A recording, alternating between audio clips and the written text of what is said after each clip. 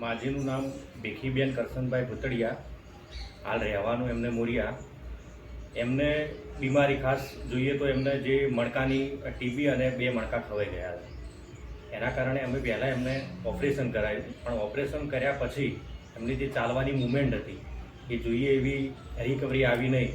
અને અહીંયા અમારા પાલનપુરમાં ડૉક્ટર નિલેશ મિશ્રા સાહેબનો એક રિલેટિવ દ્વારા કોન્ટેક્ટ થયો અને સાહેબે અમને લગભગ 3-1 મહિના સુધી માજીને જે કસરત કરાવી અને એના મારફત માજીને આજે ખૂબ જ એવું સારું એવું એમને જે ચાલી પણ નહોતો શકતા એ ફરતા થઈ ગયા અને સારી રીતે એમની રિકવરી એકદમ ડૉક્ટર નિલેશ મિશ્રા સાહેબની જે કસરત દ્વારા એમને સારી એવી રિકવરી આવી હતી અને માજી ખૂબ જ સારી રીતે પોતાનું જે રોજિંદી જે એમની ક્રિયાઓ છે, દૈનિક ક્રિયાઓ એ સારી રીતે કરી શકે છે.